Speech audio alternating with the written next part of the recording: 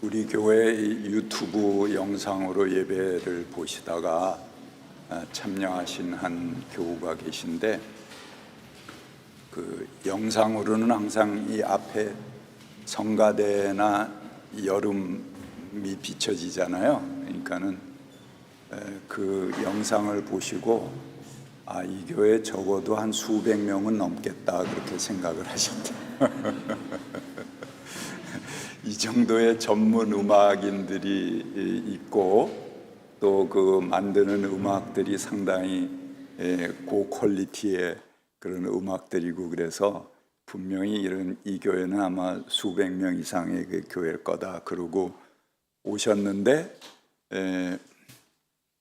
그렇게 향해 가고 있죠.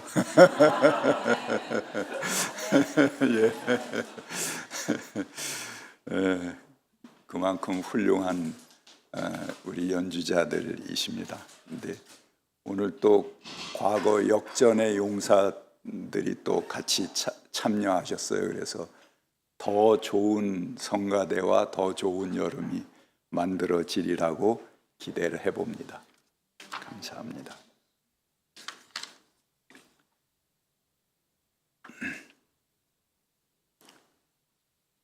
바울은 복음을 전하면서 많은 적들과 대면을 했습니다. 복음을 반대하는 적들이 그를 노렸는데 바울은 그리 마음을 크게 상하진 않았습니다. 오히려 그들에 대한 공격은 바울에게 확신을 더해줄 뿐이었습니다. 그러나 같이 복음을 전하는 동역자 가운데도 바울의 적수가 많았습니다. 오히려 그들은 바울의 마음을 많이 상하게 했습니다. 바울에게 전도를 받아서 같이 전하는 사람인데도 나중에는 또 바울의 적수가 되는 그런 경우도 보게 됩니다. 사실 바울은 가장 취약한 입지를 가졌습니다. 사람들이 바울은 사도가 아니다, 그는 제자도 아니지 않느냐, 예수를 직접 만나보지도 못한 사람이 무슨 사도냐, 무슨 지도자냐, 그는 사입이다, 이런 비난이 늘 바울에게 따라다녔습니다. 사실 예수님의 제자들은 모두 단순한 어부고 농부고 그냥 평범한 사람들입니다. 그러나 바울은 당시에 최고의 교육을 받은 지식인이었고 뛰어난 가문 출신의 사람이었습니다. 학문적으로도 굉장히 높은 경지에 있는 사람입니다. 그래서 예수의 제자들과는 비교가 안 되게 출중한 사람이었지만, 그러나 제자들이 모두 예수와 함께 지냈던 그런 사람들 중에서 다 사도가 되었다면 바울은 생전에 예수님의 얼굴을 보지도 못했습니다. 고작 예수와 대면했다고 내세우는 것이 다메섹 언덕에서 환상으로 예수를 본 것이 전부입니다. 그래서 내가 사도된 근거를 그 환상으로 본 예수, 그것을 3번이나 이야기하면서 자신의 근거로 삼고 있었습니다. 늘 바울에게 따라다니는 약점이었습니다. 그것으로 인해서 바울은 자신이 개척한 교회에서도 배척을 받았고 또 사도들과는 다른 권위라고 홀대를 받기도 했습니다. 바울은 자신의 사도적 권위에 대해서 나는 그 누구로부터 인정을 받은 것이 아니다, 직접 예수에게 그 인정을 받았다 하는 것을 강조합니다. 갈라디아서 1장 1절, 갈라디아서는 바울이 자서전적인 기록으로 제일 먼저 된 그런 편지입니다. 거기 1장 1절에 바울이 이렇게 말을 시작합니다. 사람들이 세워준 것도 아니요 사람이 맡겨준 것도 아니요 오직 예수 그리스도께서 맡겨주시고 또 그분을 죽은 사람들 가운데서 살리신 하나님 아버지께서 맡겨주심으로 사도된 나 바울은, 그러니까 자기의 사도됨의 근거를 이렇게 직접 그분 예수님과 하나님에게서 받았다 하는 것을 강조하는 것으로 제1성을 시작하기도 했습니다. 그만큼 그것이 바울을 괴롭히는 가장 심각한 문제였다는 것이죠. 오늘 본문에서도 바울은 어떤 사람들은 시기하고 다투면서 그리스도를 전하고 어떤 사람들은 좋은 뜻으로 전하는데 시기하고 다투면서 하는 사람들은 경쟁심, 곧 불순한 동기에서 그리스도를 전하고 있으며 바울의 감옥 생활에 괴로움을 더하게 하려는 생각을 품고 있다. 지금 바울의 이 빌립보서 편지는 옥중 서한입니다. 옥에 갇혀 있는 사람에게 오히려 더 큰 괴로움을 주었다는 것이죠. 같이 복음을 전하지만 그들은 순수하게 복음을 전하는 것보다는 경쟁심으로 전하고 있다는 것입니다. 그래서 바울을 깎아내리고 바울에게 괴로움을 더하고 그렇지 않아도 감옥 생활을 하는 사람들을 더 힘들게 하고 있다라고 고백하고 있습니다. 그런데 18절 그 다음 절을 봅시다. 바울은 이렇게 말합니다. 그렇지만 어떻습니까? 거짓된 마음으로 하든지 참된 마음으로 하든지 어떤 식으로 하든지 결국 그리스도가 전해지는 것입니다. 나는 그것을 기뻐합니다. 앞으로도 또한 기뻐할 것입니다. 라고 말합니다.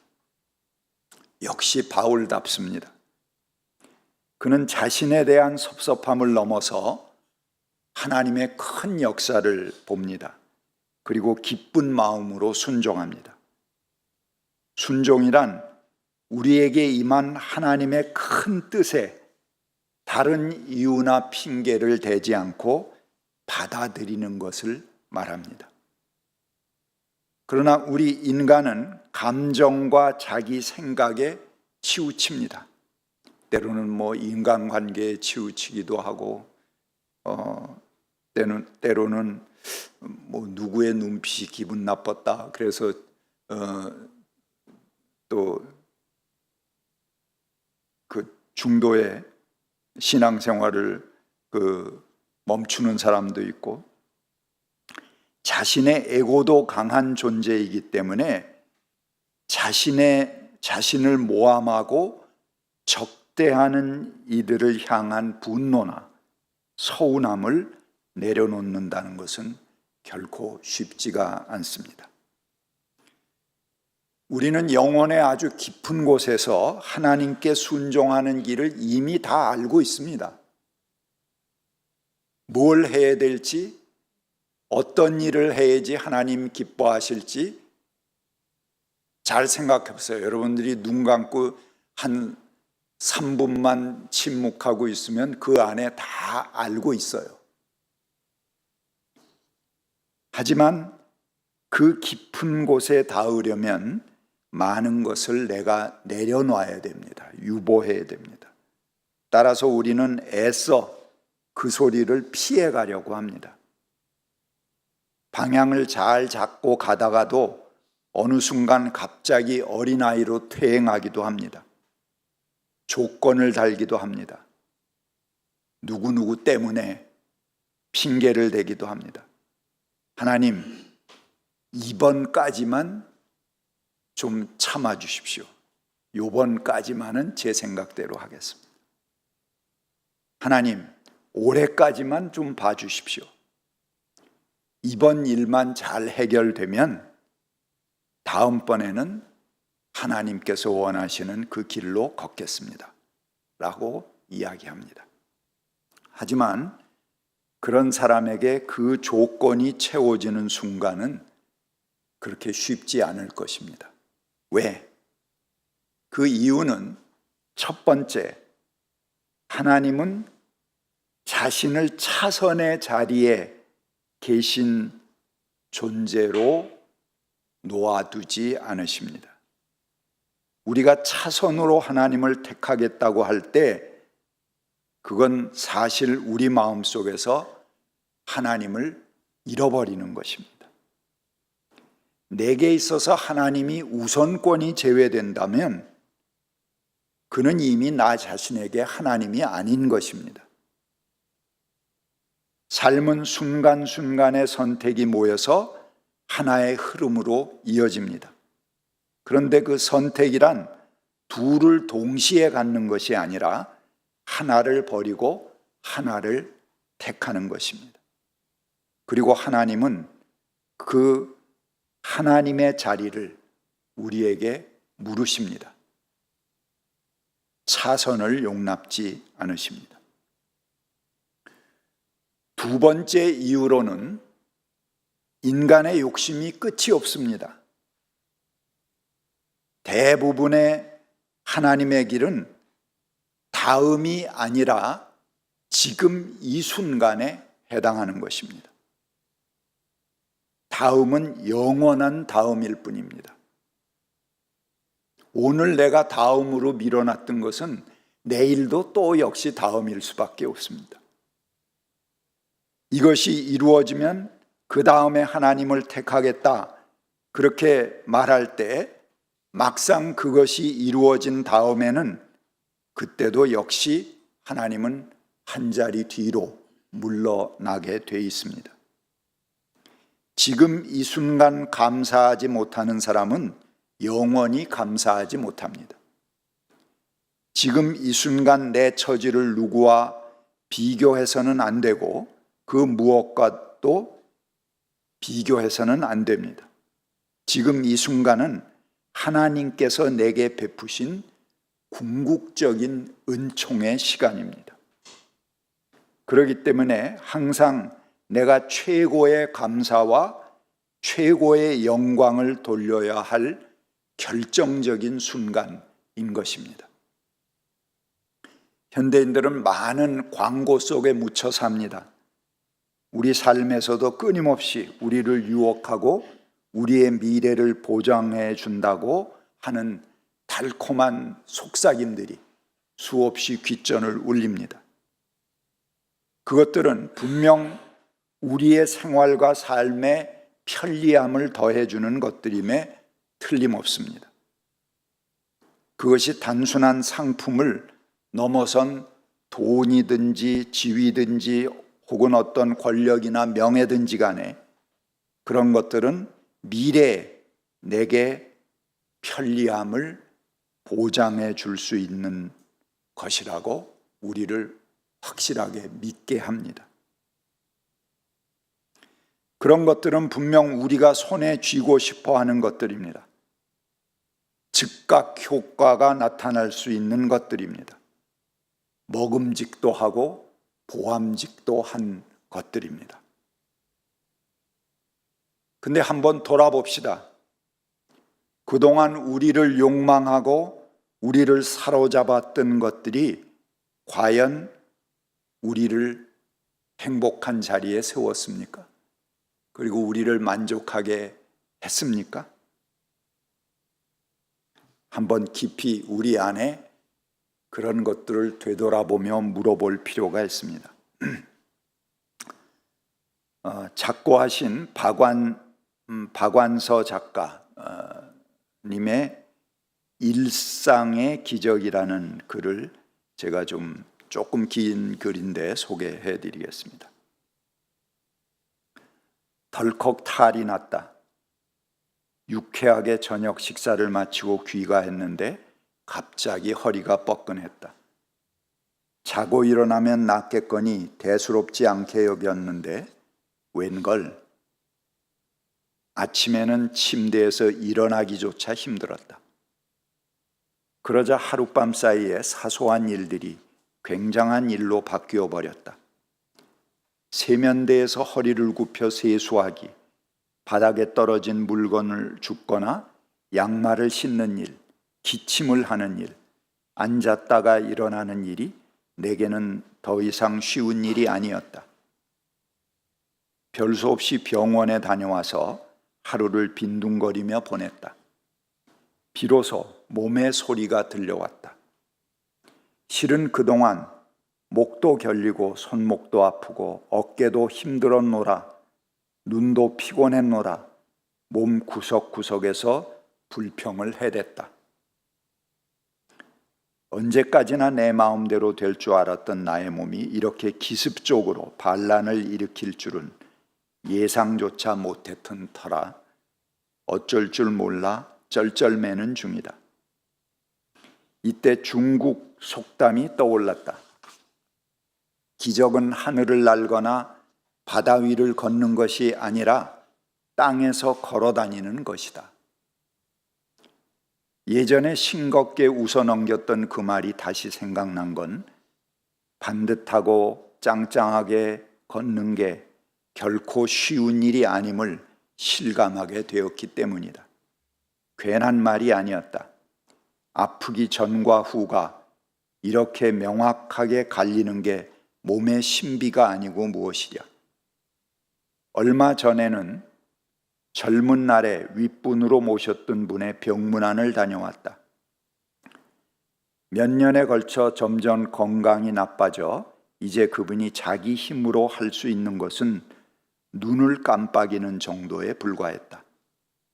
예민한 감수성과 날카로운 직관력으로 명성을 날리던 분의 그런 모습을 마주하고 있으려니 한때의 빛나는 재능도 다 소용이 없구나 싶어 서글픈 마음이 들었다. 돌아오면서 지금 저분이 가장 원하는 것은 무엇일까 생각해 보았다. 혼자서 일어나고 좋아하는 사람들과 웃으며 이야기하고 함께 식사하고 산책하는 등 그런 아주 사소한 일이 아닐까? 그런 소소한 일상이 기적이라는 것을 깨달았을 때는 대개는 너무 늦은 뒤라는 점이 안타깝다. 우리는 하늘을 날고 물 위를 걷는 기적을 이루고 싶어 안달하며 무리를 한다. 땅 위를 걷는 것쯤은 당연한 일인 줄 알고 말이다. 사나흘 동안 노인네처럼 파스도 붙여보고 물리치료도 받아보니 알겠다. 타인에게 일어나는 일은 나에게도 일어날 수 있는 일이라는 것을. 크게 걱정하지 말라는 진단이지만 아침에 벌떡 일어나는 일이 감사한 일임을 이번에 또 배웠다. 건강하면 다 가진 것이다. 예, 이런 글인데요. 그 다음에 박완서 선생님의 글인지 아니면 덧붙이는 사람의 해설인지는 모르겠지만 그 당시에 그 몸의 여러 구조를 통해서 요즘은 이제 갈아 끼우잖아요, 우리가 몸을. 그거를 계산을 했어요. 근데 안구 하나가 1억이래요. 두 눈을 갈아 끼면 2억이고 신장을 바꾸는 데는 3천만 원, 심장을 바꾸는 데는 5억 원,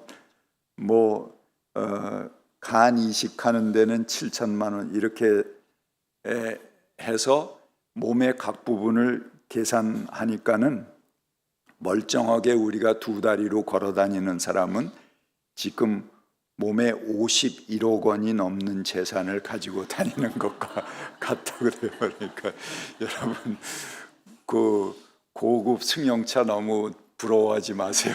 여러분 지금 우리는 51억짜리 그런 건강한 자가용을 움직이고 있는 것입니다. 게다가 그 산소 호흡기를 끼고 하루 사용하면은 36만 원이래요. 이게 가치가 이제 그때 하고 지금은 또 많이 달라졌겠죠. 그러니까 그 당시에 이 글 쓴 분의 그때의 가치로 계산하면 하루에 우리가 숨을 제대로 쉬는 것만 해도 860만 원을 우리가 벌고 사는 것이라고 합니다. 이런 것을 모두 공짜로 받을 수 있으니 얼마나 감사한 일입니까? 바로 우리가 넘치는 하나님의 은총 속에 있다는 것입니다. 몸이 불편하면 아무것도 필요 없습니다. 근데 왜 우리는 늘 불행하다고 생각하는 걸까? 그건 욕심 때문이겠죠. 감사하지 못하는 사람에게는 기쁨이 없고, 기쁨이 없으면 결코 행복할 수 없습니다. 감사하는 사람은 행복이라는 정상에 이미 올라가 있는 것입니다. 예수님의 제자들이 모두 순교했습니다. 다소 저희들끼리 경쟁하면서 전도도 하고 누가 사도냐 그러고 싸우기도 하고, 한자리 하실 때 누구는 오른편에 누구는 왼편에 앉혀주세요 하고 부탁하다 들통나서 저희들끼리 싸우기도 하고 그 짓 했지만, 그러나 그 제자들 모두가 순교의 길을 갔습니다. 그렇게 할 수 있었던 것은 그들 나름 서로 함께하는 힘이었다고 생각합니다.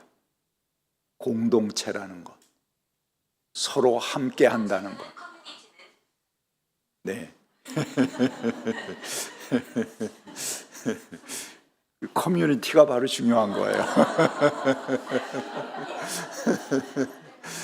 이렇게 우리가 함께하는 그것이 그냥 묻어서 함께 가게 하는 겁니다. 그래서 내가 어떤 공동체, 어떤 커뮤니티에 속해 있느냐 하는 게 굉장히 소중한 일입니다. 혼자서는 못합니다.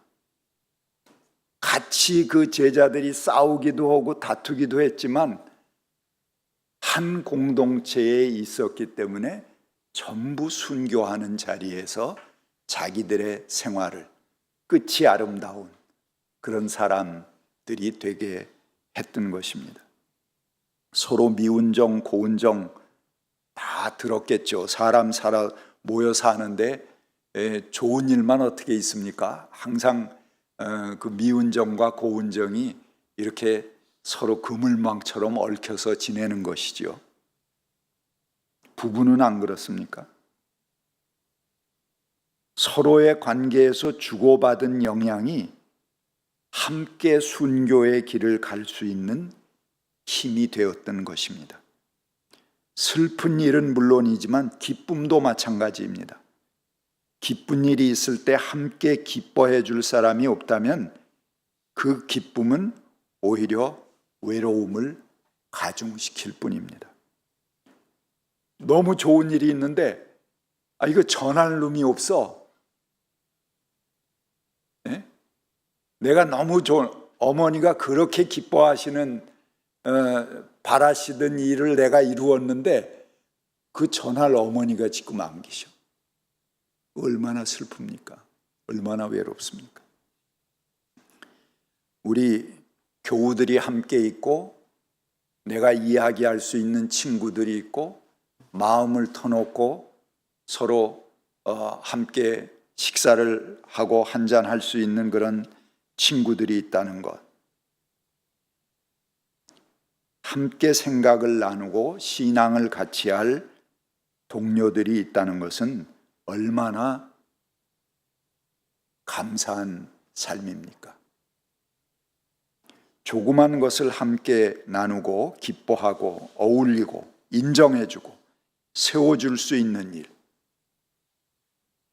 그 사람에게 또 하나의 인생을 열어주는 것입니다.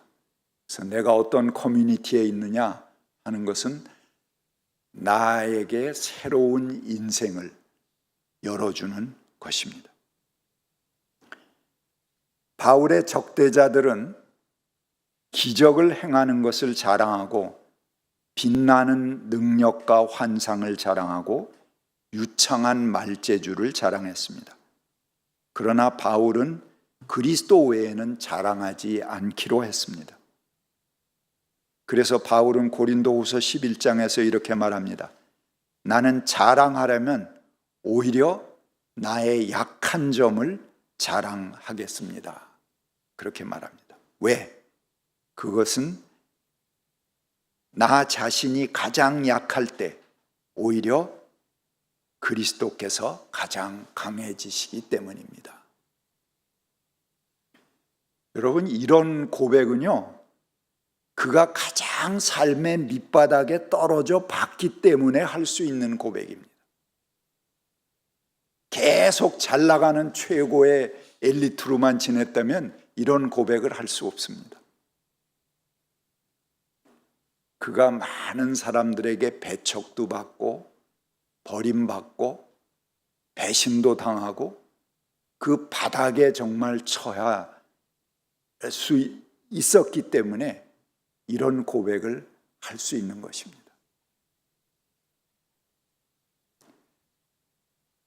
오늘 본문 말씀 20절에 바울은 내가 간절히 기대하며 바라는 것은 살든지 죽든지 나의 몸으로 말미암아 그리스도께서 존귀하게 되시는 것입니다 라고 말합니다. 바울은 감옥에서 편지를 씁니다. 그야말로 죽을지 살지 모르는 불확실성, 그 안에 바울은 처해 있습니다. 그러나 그의 기도는, 그의 바람은 살려달라든가 죽음에서 구해달라는 게 아닙니다. 그는 오직 살든지 죽든지 간에 그로 인해 그리스도께서 존귀함을 받으시게 되기를 바란다라고 기도하고 있습니다. 오늘 마지막 절입니다. 내게는 사는 것이 그리스도시니 죽는 것도 유익합니다. 그는 살든지 죽든지 내 몸에서 그리스도께서 존귀함을 받으시게 해달라고 기도했습니다. 그런 이유는 내게 사는 것이 그리스도이기에 아무런 상관이 없다라고 말합니다. 심지어 자신이 죽는 것도 유익하다라고 고백하는 것입니다. 바울의 이런 고백이 여러분 모두의 고백으로 이어지기를 바랍니다. 같이 묵상하겠습니다.